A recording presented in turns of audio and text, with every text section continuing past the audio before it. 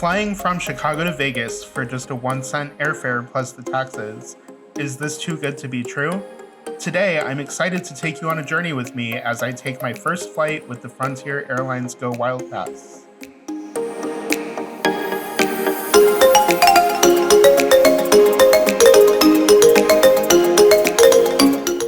An airline that is offering the opportunity to fly as much as you want for an entire year. Gio Benitez has the details. Good morning, Gio. Hey, George, good morning again. Yeah, we're talking about Frontier Airlines, and they're hoping to shake up the industry with what it calls the GoWild Pass. And here's how it works, okay? Frontier says it's going to allow for an unlimited number of flights for 12 months with access to all of the airline's destinations. Now, the pass will be available for more than 300 days per year, so not every day of the year. The GoWild Pass was originally offered at a sale price of $599 last fall, but is currently $999 for a summer-only version or $1,999 for an annual pass. The way this pass works essentially reminds me of being very similar to what an airline employee standby travel perk would look like, but made for the general public with various terms and conditions attached. As someone who previously worked at an airline and flew nearly 1 million miles on standby travel, the spontaneity of standby travel is a big thing that I miss, and this pass helps fill the void for some short weekend trips for myself. The booking process is relatively straightforward. If you've purchased a GoWild Pass, log into your Frontier account and make a booking like normal. And if the GoWild Pass is available, navigate over to the GoWild Pass column and select the fare, which will reflect a 1 cent base fare plus taxes, in this case a total of $15. Frontier is an ultra-low-cost airline that offers various bundles or the ability to pay for individual fees for various elements of the travel experience.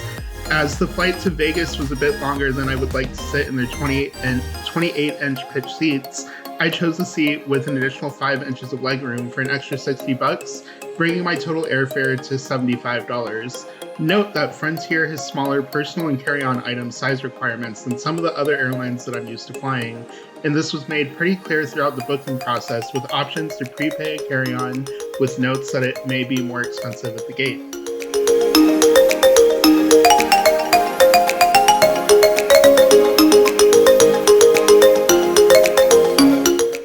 I booked my ticket the night before, and the next morning it was time to head to the airport to Chicago Midway to catch my flight for this short weekend trip to Vegas.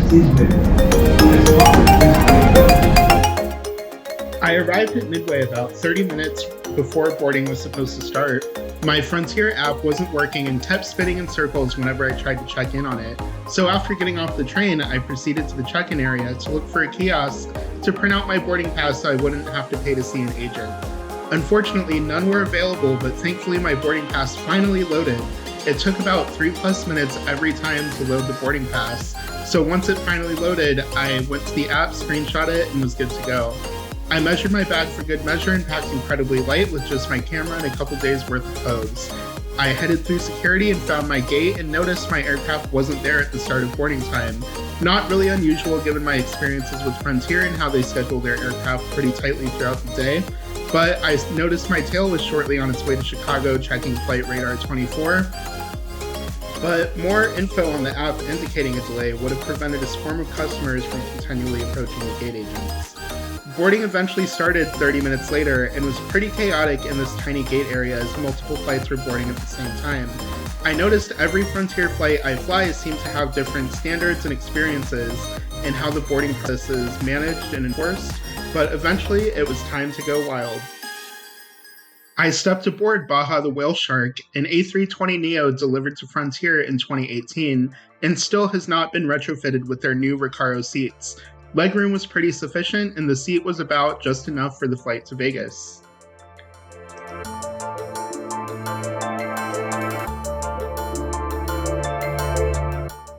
Placards and lighted signs throughout the cabin, as well as crew member instructions. A friendly reminder that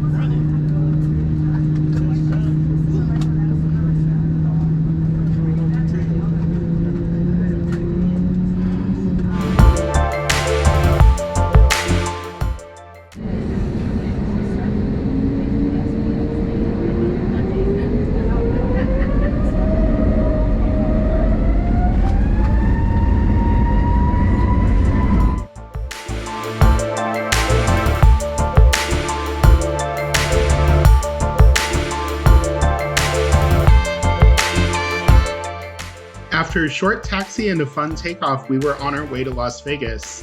While my airport experiences on Frontier have been pretty hit or miss, the Inflight team has always been great, and this flight was no different. I browsed through the buy on board menu and got a snack box and Coke for about $13. I was pleasantly surprised to see that Frontier's point of sale system took Apple Pay, and thought the contents of the box were good enough for the flight, although there were some minor differences from what was listed in the buy on board menu, although I was pretty happy with what the selection was.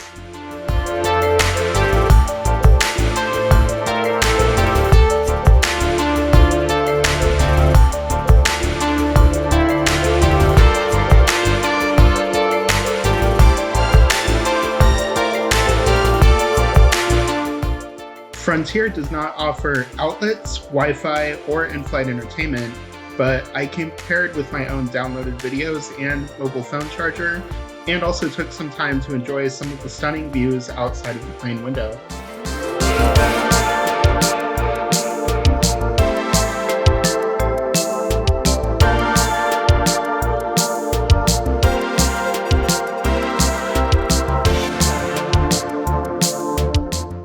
Soon we were approaching Vegas and the flight was quickly coming to an end.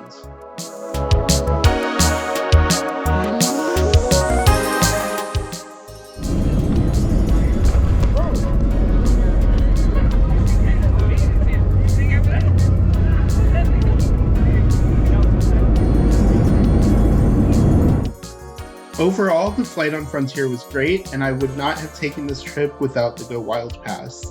It was perfect for a last-minute weekend trip to Vegas with just a backpack, and allowed me to somewhat experience the old days of non-revenue travel from back when I worked at an airline. The terms and conditions of the pass do require pretty extensive understanding that the seats aren't able to be confirmed until about a day before unless otherwise noted, and all of Frontier's typical fees still apply, which can be a little bit off-putting. It is hard to use this to plan travel over the longer term or on peak travel days that are blacked out, but this is perfect for a last-minute unplanned weekend trip. From the perspective of someone who has worked across various commercial roles spanning revenue management, customer experience, and digital technology, kudos to the teams involved in getting this launched. I can imagine how many teams across the enterprise had to work hard to bring something like this to life and get workload prioritized in order to launch this ahead of schedule. The launch of this pass a month prior to when I was expecting to use it was a nice surprise and delight. This seems like a great way for Frontier to utilize space on the aircraft that would have otherwise gone empty and generate some revenue without hopefully too much cannibalization. However, Frontier still has opportunity areas to enhance the customer experience in general. While I understand the low-cost business model and various fees, my experience with digital technology outside of the purchase path had much room for improvement. The mobile app was barely functional for the purpose that I'd expect from an airline mobile app for getting flight information to completing the check-in process, and the user flow wasn't intuitive. The airport experience was also highly inconsistent, and I also noticed multiple generations of signage, with almost every touch point not really having a cohesive feel from a branding and tone of voice perspective. Overall, pretty minor in the grand scheme of things, but it could cause some potential confusion.